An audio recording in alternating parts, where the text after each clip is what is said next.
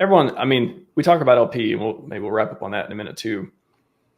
LP is one of the things that I played around with a lot at this point. And sometimes I'll even find myself, I mean, from time to time, pretty often, I'll be like, it's not even worth to do LP for these coins. Like either the APR is not there, the permanent loss risk is too much, or, I'll try something out and be like, man, I made like X dollars in fees, but then maybe, the price ran away. I had to go back and buy the other coin up before.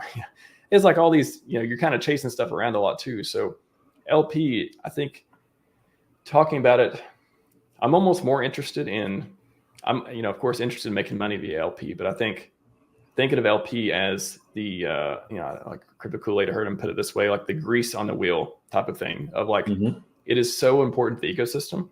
And it doesn't mean that you have to do it though.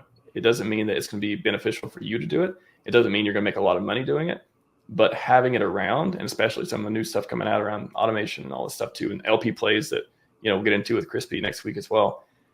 Having it, knowing about it, knowing how it works is almost, even if you're not going to use it, it's not going to be beneficial. Knowing how it works is going to be super important to lay the foundations for you to understand the products built that are using it.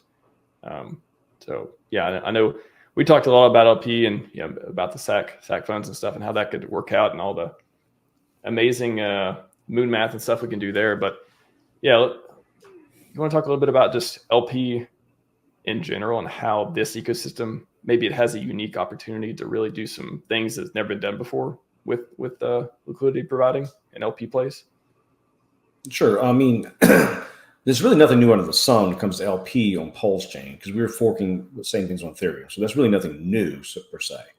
At the end of the day, when you ask yourself, why would you provide LP for a pair of tokens, like say V2 liquidity style liquidity? Why are you doing that? Well, you want to make fees. That's the only reason you're doing it, right? And you're going to suffer from permanent loss no matter what. So you ask yourself the question: is if I am suffering permanent loss, I end up with the other token or more of one token than the other. Am I really distraught? Am I hurt by it? Right. And so whatever the token, that's a personal thing. So if it's hex and hex, if it's EHEX and PHEX, and you played that game, you might be upset if you provided LP. You get a whole bunch of EHEX. Right. That was a bad play. Maybe I like EHEX. Maybe I like it.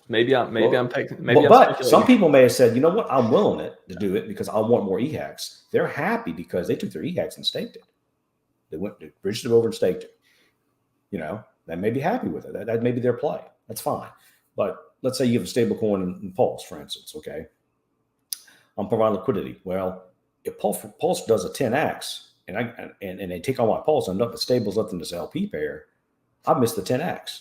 I'm locked out. It's kind of a mess.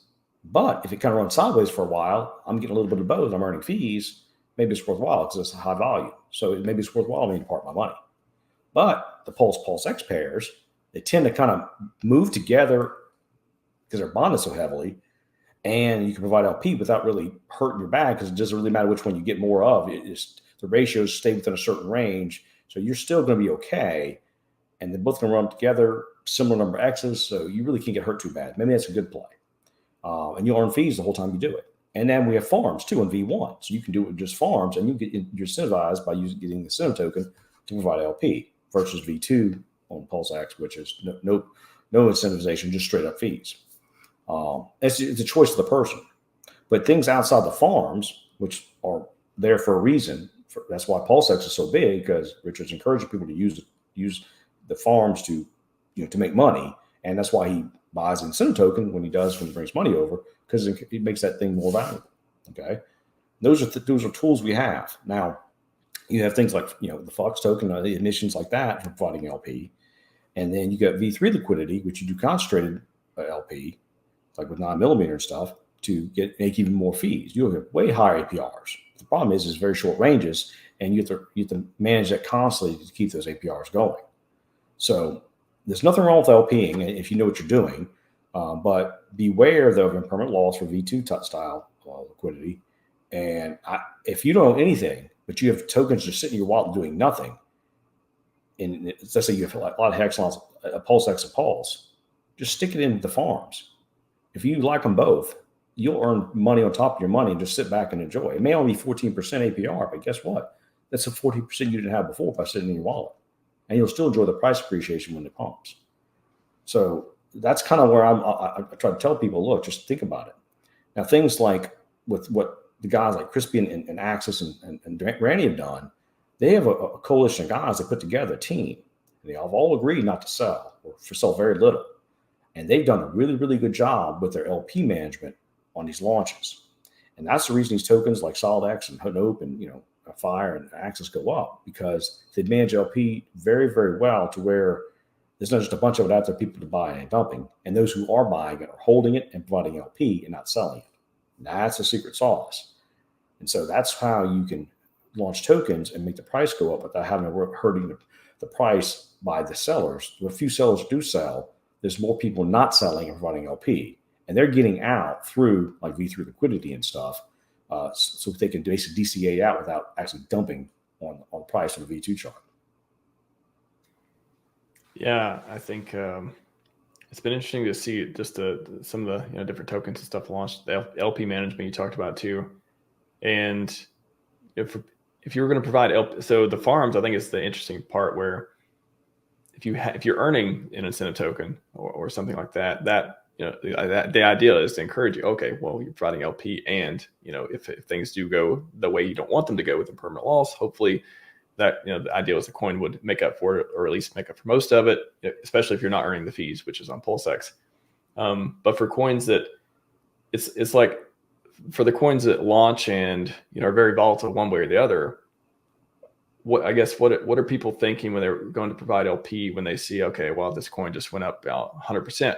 I have all the other side of the other coin, and now it ran away. It's almost like there's a lot of management yourself to go on with the with where you place LP for the more volatile tokens. And that's like a big difference between the ones that are like, okay, they're kind of in stable ranges, right? Especially on V3. Well, yeah. V3 is where you'd want to really manage it. You can do it with V2 to a point, but you'd have to make sure that you offer LP at. So once you make your initial purchase, let's say it's coin launches, you make your initial purchase. All right. So I got a lot of these coins got bought them low. Okay. And if I provide LP, I'm more likely I will lose the other side as people, one side or the other. You'll lose one, right? And as people buy it up, they're going to buy your coins, and now you have no coins left, but you have all the other side, Pulse or whatever, which may not be a bad deal, but you've lost the price appreciation. So that's not a good idea, maybe. But if you're in it for the long haul and don't care, and you put just a small portion of what you purchase with LP, you just waive the fees and just let them sit, because eventually the ratios will move around and you can get out whenever you decide, right? V3 is different though, because I was going to say on V2 it's almost way I think about V2 is like much easier to just like set it and forget it sort of thing, and just like, oh, I got the fees, I'll get the percentage to pull when I pull them out. Versus V3 is, oh, I'm going to get this high APR, I got this awesome range. And then boom, it shoots all the way down. You're like, oh, now I got the other thing. Well, maybe you want it not. And it shoots the other way. Oh, I got the other thing. I don't have any of the coin that may go up a lot either. That kind of thing. So it's like very, yeah. It's a very time consuming and it's hands-on. V3 is. So what you got to do is not think about V3 as first of all, you never put your whole bag in one point. You split your bag up in different bits on V3. So if you have a coin that's going to go up in value, you think, well, this coin just launched. It's probably got a good trajectory. I anticipate whatever, 1 through 5, 10x, whatever it is, right? Then what you do is you split your bag up in several things, and you have the asset, you put it down to lower levels and just move on up in different tiers. And then as the token appreciates and people buy up your tokens, you have the other side. Then now you have something later. Now you have the pulse, let's say, and you're holding the pulse, you're waiting, and you see the price start to go back down. Then you put your pulse below it. Now you can buy it back and offer support, which is really important for LPing for the price. So as the price goes down through your support level, you have a buy wall. You buy the tokens with whatever LP you put in. Now you have more of the tokens. And you can put those up even higher if you can anticipate even higher gains. And this is how you manage LP when V3 with a group of people who aren't interested in selling. They can push the price up. And this is how Axis and Randy and them are all doing all this. Is they're just not having a whole lot of liquidity at places and forcing the price to move up to where the liquidity is at, forcing the price to be, the token count price in dollar terms to go up. And it's what Richard did with Hex. Same thing. That's why Hex went up the way it did. It was a perfect LP management chart. And that's how they learned it.